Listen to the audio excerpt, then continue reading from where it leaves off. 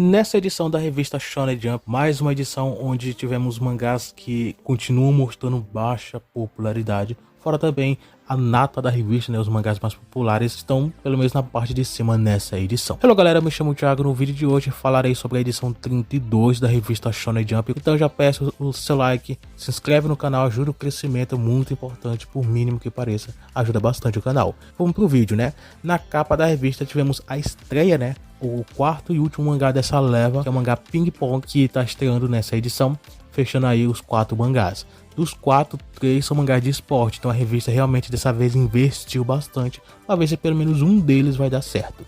Então acompanha também o canal porque eu vou fazer um vídeo de primeiras impressões do que eu achei desse mangá, e também do mangá da semana passada, né, o Enkiren Bros. Comentarei sobre eles. Caso você queira ver os outros 2 primeiros que estrearam, acompanhe o vídeo para você não perder nenhuma novidade. Mas enfim, as páginas coloridas tivemos para o Kyoshi-kun, para o Enkiren Bros e para o With What. Ausentes nessa edição foi o One Piece, e entre os mangás novatos temos o Haruka's Mount e o Kaedegame, e em ato temos o Hunter x Hunter e o Holy Dragon. Mas entre os mangás ranqueados tivemos 13 nessa edição. A última posição foi ocupada pelo Nice Prison, que é um mangá que, como eu já havia falado, eu não estou tão confiante na sua permanência, mas não temos tantos dados para falar, não sei as posições em toques. Mesmo o mangá tendo recebido uma semana aí, uma posição alta, eu acho que isso não é o suficiente para salvar. Principalmente que agora estamos tendo aí uma sequência de posições baixas, o que é bem triste, né, para o mangá, e pode ser um significado bem ruim.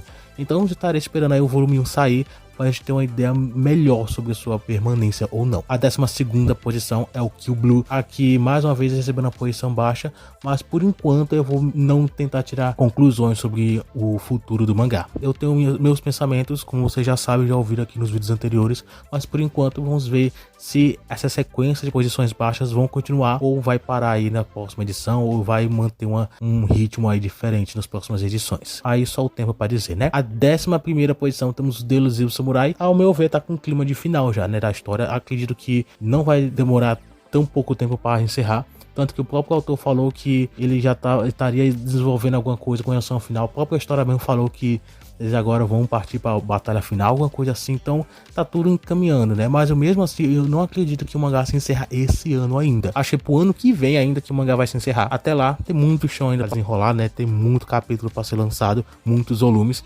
Então até 2026 o Delusive Samurai pode então ainda continuar em publicação. Vamos ver quanto tempo ainda falta, quantos volumes faltam para ser lançados, né? A 10ª posição é o Himaten, que enfim não tem muito que a gente falar sobre ele. Acredito por enquanto que o mangá não vai ser cancelado, apesar dos meus comentários que eu faço sobre a obra, né? Eu acredito que o mangá está em uma situação um pouco mais tranquila. Talvez o que pode complicar o mangá, o que sinceramente eu acho uma possibilidade bem difícil, é se os mangás dessa leva mais recente eles derem certo, né? E dependendo também da leva de cancelamento da próxima, né? Então, se for uma leva que talvez seja grande, talvez Himaten entre. Mas aí eu acho que isso aí já é papo para o futuro. Estão acabando de encerrar uma leva recente, então vai demorar mais um tempinho, né? Até sair uma nova. Então Himaten por enquanto tá tranquilo e sinceramente ele, ao meu ver, não corre riscos de cancelamento, pelo menos não tão grandes, né? Temos a posição 9, o Shinobi Goto, que enfim, também não tem muito que te falar sobre ele. Acredito que o mangá não corre riscos de cancelamento também, mas estaremos de olho aí, né? Por enquanto, acho que isso não é nenhum problema, nenhuma preocupação pro mangá. A 8ª posição é o Roboco, que ficou na posição alta na edição anterior. Isso aqui voltou para normalidade, e isso sempre acontece com o Roboco, né? Então não tem um que a gente poder se impressionar. É só o Roboco sendo ele mesmo nas suas edições, mais um dos capítulos lançados. E a 7ª posição é o Tomoshibi no Or, que pelo menos recebeu uma posição intermediária, né? O mangá por enquanto tá numa zona mais intermediária, nada tão preocupante. Mas vejamos ainda se a revista vai manter o mangá nesse ritmo, nessas posições, enfim, por aí. Eu tenho minhas dúvidas com respeito ao mangá, mas assim como Nice Prison, estaremos esperando o volume 1 ser lançado, para a gente então ter algo mais concreto, ter algo melhor, né, uma opinião melhor sobre o que a gente só pode se esperar do mangá. Por mais que as posições dele estejam melhores até que Nice Prison, ao meu ver, não ainda não é o suficiente para a gente tomar qualquer interpretação sobre a permanência. É muito difícil, né, a gente analisar mangás novos assim, sem ter muitos dados. Então realmente vamos ter que esperar um pouco mais pra gente ter algo melhor para falar, né? E a 6ª posição é o Akane Banashi. Sem muito o que falar também, o mangá pelo menos continua bem, de certa forma. Então vamos só continuar acompanhando a obra, ver até onde o mangá pode chegar. E a mesma situação que eu falei semana passada, né, a respeito do anime, ainda continuo com o mesmo pensamento. A quinta posição é o Nui Exorcist, também continua firme e forte, quer dizer, firme e forte é entre aspas, né? Porque o mangá, de certa forma, ele tem uma certa popularidade, mas não é algo tão grande, né? Vamos ver ainda se o mangá tem alguma chance de crescer no futuro. Estaremos esperando, né? Volume 10, pelo menos a capa já saiu. Vamos ver quando sair, né, o volume. A quarta posição é o Kagurabat. O Kagurabat que é uma das grandes promessas, né? O mangá vende bem. Apesar de ser o volume mais recente, a gente ter visto uma pequena redução nas vendas, mas nada tão grande e sinceramente não é nada tão preocupante, visto que o mangá agora já tá vendendo mais de 150 mil exemplares aí em um único volume no período de um mês. Então aí o mangá tá bem de vida.